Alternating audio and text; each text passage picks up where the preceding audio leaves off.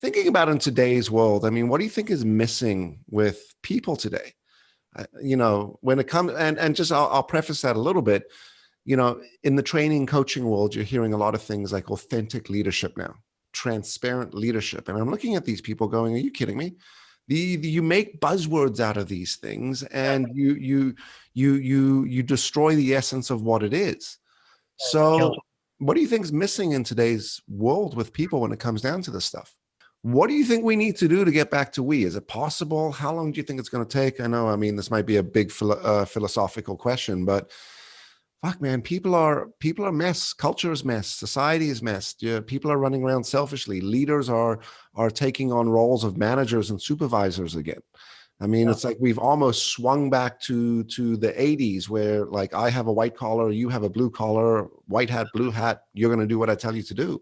It's not about business, first of all. That we got to get over that. Business is a reflection of the society as a whole. It's just like governments are. It's about us. It's about who are we. This view that our children we have to do all the things to help our children get ahead, and manipulate the college entrance systems, right. Manipulate tests, right? All that kind of stuff, because we want them to go to wherever it is, Stanford or USC or whatever. And that's about me. And every time that happens, it breaks down a little more trust. Mm-hmm. One of the problems with the internet, the opposite side of the internet, is that it has a tendency to break down trust. Yeah, because everything's sort of false. It's too easy to communicate. It's too easy to be angry over the internet. You don't have to come face to face with that person. And then you see it foment itself in these angry people. Mm-hmm. Mm-hmm. I don't know what's going to break the cycle. I think expectations, changing our expectations, managing our expectations. Yeah. Changing our expectations of that's okay. And that's a problem right now. And it seems to be all okay right now. Mm-hmm. Everything's given a pass, right? Yeah, everything is given a pass. What you say is given a pass. At all levels, by the way. Mm-hmm. There's less and less accountability, right? People don't want to be held accountable. I have what I call my 6 Ps, and the 5th P is performance. Mm-hmm. Well, just walk us through the 6 Ps. What are the 6 Ps? The 6 Ps this is how I do everything in my life. The first P is purpose. Everything in my life has to have a purpose greater than myself. Cool. It has to be bigger than me, and it has to drive me, gets me up in the morning. The second P is passion. If I'm going to do something bigger than myself, then I darn well better be passionate about it. Scream it from the highest mountaintops. Amazing. Third P is persistence. Nothing happens without persistence. If there's one particular thing that all entrepreneurs that I've ever met have in common, that's the word persistence. They don't know from no. No is the beginning of the conversation for them.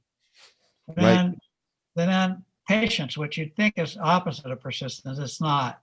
It's patience. It's learning to have patience with yourself. Not everything comes in the time frame that you want it. Not every person performs with the speed that you want it. So you got to have patience with yourself, and you got to have patience with your people. The 5th P is performance. Performance matters. When you make a commitment to do something, if you get married and you say, I'm going to have a monogamous relationship, you better darn well do it. That's performance. If your job is to take out the garbage at home, that's performance. If you say to your son or daughter, I'm going to come to see your soccer game tonight or this afternoon, you better show up. Mm-hmm. Do right? What you say. If you say to your boss, I'll get those numbers in on time, that's performance. Now, it doesn't mean we all do 100%, but if we're going to miss something, then we darn well better be early in telling people that we're going to miss it. Mm-hmm. And then the final P, everything we do in life is about people. It's all about serving people. There is no job that anybody could have, none, zero, that isn't about serving people. If you're the widget maker making widgets in a manufacturing plant, the widget goes into a printing press. The printing press gets sold to a publisher who produces a magazine or a newspaper to inform or entertain, right? The widget maker is serving people. Right. It's up to us to build that and find that connection, because that's what keeps us going. People don't burn out, they bore out. They don't. they bore out because they lose the connection between why they're here and what they're doing. So let me just repeat that. People don't burn out, they bore out. Yeah. Right? Yeah. They get bored, they lose touch. Everybody gets tired. But if you're constantly attached to your greater purpose in life, you never lose energy. You get tired. Yeah, absolutely. You may take a rest, but you never, right? You're with it all the time. Man, first, I love your 6 Ps. I think they represent everything that we need to have for success, not just professionally, but personally. And what was really amazing and what I just heard you talk about was this wasn't just, as you said, for a 9 to 5 sort of square corporate thing. This is something the way you live. I love the analogy you gave of, performance in marriage, not in the way we're thinking, but, if you're married, your job is to sort of, show up as spouse and sort of be monogamous and put effort into the relationship, or as parent, your job is to show up at the soccer game. Awesome, because people don't look at it that way. They look at this as a separation. And I've been saying to people forever, I'm like, there is no separation between your professional life and your personal life. You're the same human being, you're the same person, you've got the same emotions. And we have to start to recognize that the values and the way we behave at home should be the way we behave at the office. And in some cases, the way we behave in our corporate lives is sometimes better than the way we behave at home emotionally. You hit it right on. I'm always amazed. I watch people at work who they're the greatest people, and people love them, and they go home and they're complete jerks. Right. They're the opposite. Right. And there's no question. This is about life. This is about life and how you want to live your life. So let me ask you some questions right now. So let me go through your 6 Ps. So tell me what your current purpose is. What's your purpose right now? To nurture and inspire the human spirit every day, beginning with myself first and then for others. Amazing. I'm trying to change how we lead. And I do that by building other people up and talking about what they can be, what their possibilities are, becoming more human. That's amazing. Yeah, I'm passionate about it. I really am, because look, I'm passionate about it for a lot of reasons. The primary reason, because I think it's the right way to live. Mm-hmm. Right? I think it's what really makes the world work and makes our lives work. Mm-hmm. If I'm serving my wife, right?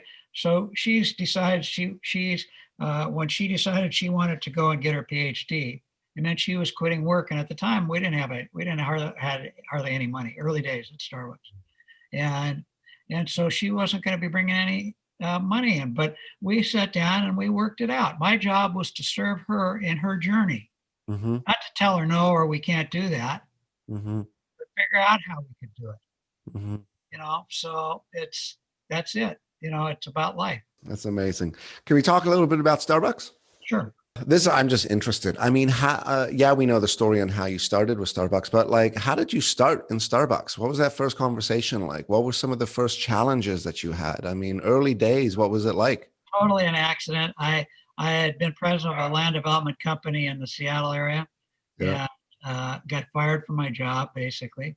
And I had to figure out what I was going to do with my life. And fortunately, I had some money in the bank and I could take some time. And I met this guy, Howard Schultz, who was 10 years younger than I was. I was 44, he was 33, and he had just bought Starbucks a year before. Right. And a friend of mine who was one of the founders of Costco, a guy named Jeff Brotman, was sitting on the board of this little tiny coffee company. And I'd been a customer of Starbucks for years. Not buying cups of coffee because they didn't sell cups of coffee. Yeah, they sold beans and stuff. By the pound. And so I always bought beans at Starbucks. And so he introduced me to Howard, and Howard was looking for a VP of operations. But I wanted to buy a company. I was through working in corporate life. And so we sat down, and Howard had this whole list of criteria. And the first thing, do you have a college degree? I don't have a college degree. Second thing is, do you have food service experience background? I had that. Finally, we got to number 10. Can you breathe? Yes, I can breathe. But we shook hands and said, not for you, not for me. Right. And a year had passed, and I finally found a company to buy. And it was the franchise for Oregon, Washington, British Columbia of a company called Hickory Farms. Remember Hickory Farms? Yep, sure do. And cheese business, kind of, for the holidays.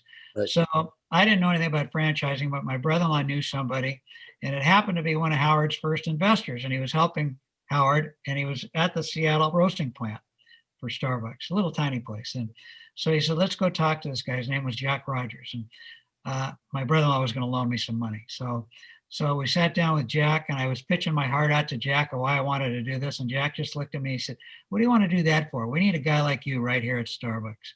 And I told him the story, how I'd been through that. He said, "Well, we still haven't filled that position, and you're the right guy."